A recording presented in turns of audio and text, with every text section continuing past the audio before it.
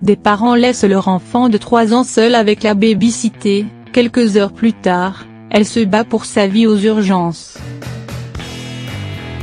Pour beaucoup de parents, laisser leur enfant sous la garde d'une baby-sitter à domicile reste un avantage considérable puisque cela permet à leur bébé de rester dans le cocon familial, évitant de ce fait un changement de cadre et de repère ainsi qu'un déplacement à une garderie ou une crèche, surtout en période hivernale.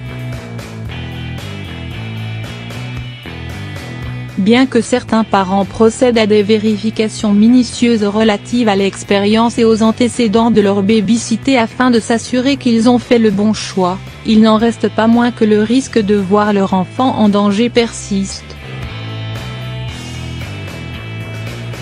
L'idéal est de trouver une personne dotée d'honnêteté et de bonnes intentions, mais également une personne de confiance avec un grand sens de la responsabilité. La crainte de tous les parents est de découvrir un jour un visage monstrueux de la baby-sitter qu'ils croyaient angélique.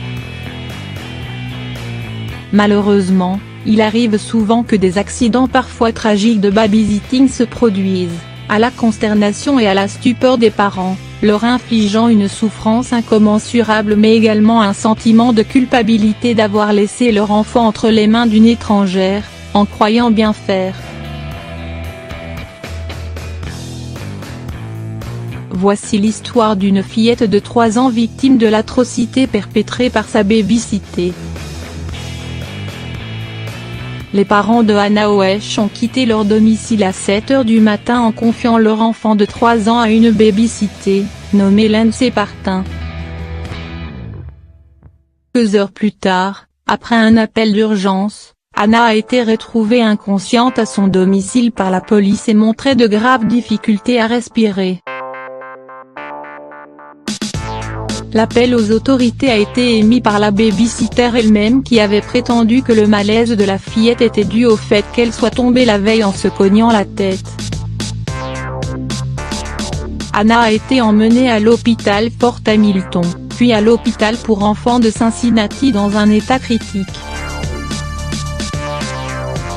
Après un premier interrogatoire, la baby-sitter a reconnu avoir frappé Hannah, en maintenant le fait que suite à ce coup, la fillette s'est cognée la tête contre un sol en ciment dur. À l'heure actuelle, la police enquête toujours sur la façon exacte dont les blessures d'Hannah se sont produites.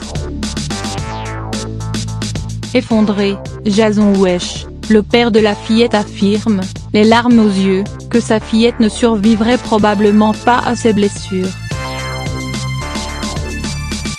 La baby-sitter a depuis été accusée d'agression criminelle et classée comme dangereuse pour les enfants.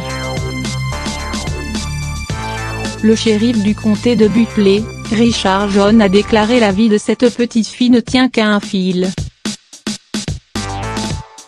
Des affaires comme celle-ci nous brisent le cœur.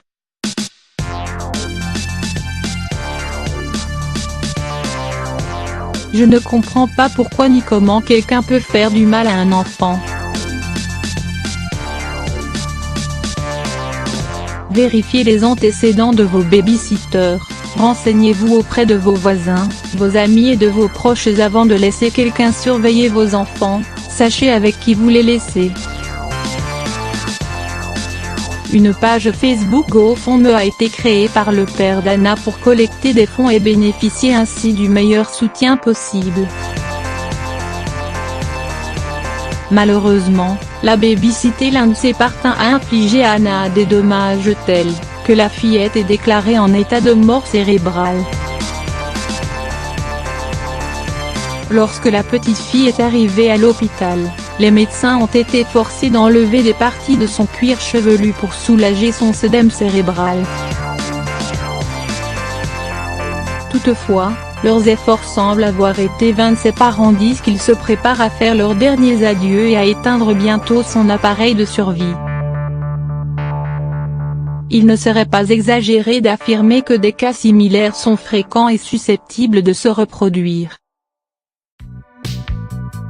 Veuillez partager cet article avec vos amis et votre famille afin de les sensibiliser sur le danger personnifié par certains babysitters et de les convaincre de prendre des précautions supplémentaires avant de choisir la personne qui gardera leur enfant.